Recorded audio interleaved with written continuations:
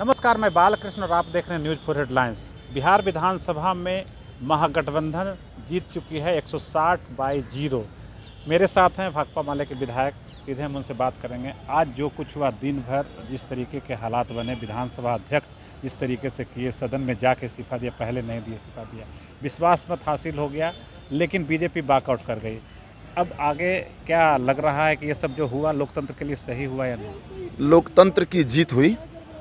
भारतीय संविधान आज खुश हुआ, कम से कम बिहार में जो पहलकदमी ली गई। और ये हम लोग संदेश देना चाहते हैं कि कोई नफरत और समाज को बांटने की, समाज को आपस में लड़ाने की राजनीति बिहार में नहीं चलने दी जाएगी। बीजेपी की जो फांसीवाद का, तानाशाही का, जो सांप्रदायिक फांसीवादी बुलडोजर चल रहा था, उसके सामने बिहार खड़ा हो गया और कहा, साहब बिहार में आपका बुलडोजर राज नहीं चलने वाला है। और इसलिए संविधान, लोकतंत्र, आज़ादी, प्रेम, भाईचारा और लोकतांत्रिक अधिकारों की रक्षा बिहार करेगा। महागठबंधन की सरकार करेगी। हम लोग माले से हैं, जन सरकारों के इशू पे हम लोग लगातार सरकार का ध्यान आकृष्ट करते रहेंगे। और विधानसभा अध्यक्ष जी ने जो आज किया, वो बिल्कुल ही लोकतांत्रिक रवायतों और जो विधानसभा संचालन की नियमावली और संविधान के खिलाफ उन्होंने किया। जब साहब आपने इस्तीफा दिया तो हाउस को बर्खास्त करने के पावर आपके पास नहीं है, और आपने पावर दे दिया विधान परिषद के अध्यक्ष को। लेकिन विधान परिषद के अध्यक्ष महोदय को हम धन्यवाद देना चाहते हैं। उन्होंने कहा हाउस में आकर के कि उपाध्यक्ष की मौजूदगी में अगर वो मौजूद हैं तो हाउस चलाने का पावर संविधान और नियमावली के अनुसार उन्हीं को है। इसलिए मैं उनको ये जिम्मेवारी सौंप करके ससम्मान जाता हूँ।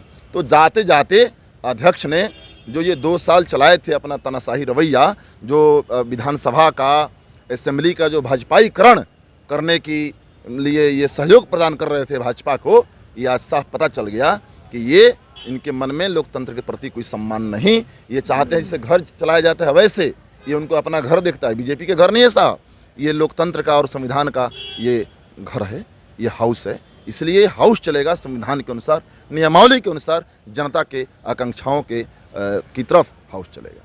एक बात और देखने को मिली, नीतीश कुमार बार बार अपने संबोधन में बोल रहे थे कि हम सब लोग एक हो गए हैं, बहुत तेज़ी से काम होगा, बहुत एकजुट से रहना, आपको सब कुछ होगा, सब कुछ। तो क्या लग रहा है कि वो उन्हें डर कुछ है कि हो सकता है और कुछ इनके प्रकरण? नहीं, हम लोग बिहार के आवाम को आश्वस्त करना चाहते हैं, नीतीश जी भी और हम लोग भी, कि ये जो सांप्रदायिकता के खिलाफ जो लड़ाई है, बीजेपी आरएसएस के खिलाफ जो लड़ाई है, इस लड़ाई को अच्छे से लड़ने के लिए, राष्ट्रीय स्तर पे लड़ने और जीतने के लिए, बीजेपी को पीछे धकेलने के लिए हम लोग एकजुट हैं। और बिहार में नौजवानों के सरकारी नौकरियों के सवाल पे, बिहार के शिक्षा, बिहार के स्वास्थ्य के सवाल पे, किसानों के लिए, गरीबों के लिए बिहार काम करेगा। हमारे लिए जनता का स्वार्थ पहले, हमारे लिए लोकतंत्र पहले, संविधान पहले, आज़ादी पहले, लोगों का अधिकार पहले है, आवाम का सपना पहले है, इसके बाद सब कुछ है। अच्छा, कल विधानसभा अध्यक्ष का नॉमिनेशन, विधानसभा अध्यक्ष का चुनाव में कुछ अड़चन है क्या? कुछ अड़चन नहीं है, अड़चन नहीं है। ये तो लोकतंत्र है, इलेक्शन से ही तो आप आएंगे, तो इसीलिए सब इजी वे में हो जाएगा, सब कुछ बिल्कुल हो जाएगा। चूँकि हम लोग तो 164 है और इसीलिए कोई मुकाबला ही नहीं है हम लोगों से। आज 4 कम गए थे, बीजेपी ने सवाल नहीं तो शायद विजेंद्र प्रसाद यादव जी की तबीयत खराब है और एक किसी की सदस्यता रद्द हुई है, 2 हुआ।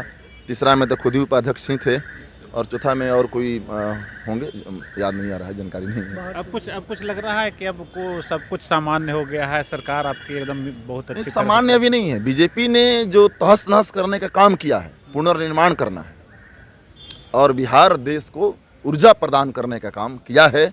सांप्रदायिक फांसीवाद के खिलाफ में जो देश में लड़ाइयाँ चल रही है, उन लड़ाइयों के लिए ये बिहार की सरकार ऊर्जा प्रदान करेगी, ताकत प्रदान करेगी।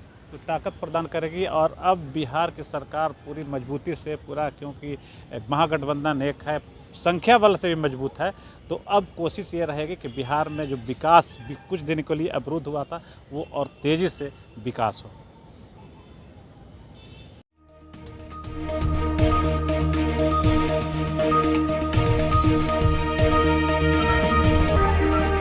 अगर आपको ये खबर अच्छी लगी तो चैनल को सब्सक्राइब करना नहीं भूलें और बेल आइकन जरूर दबाएं।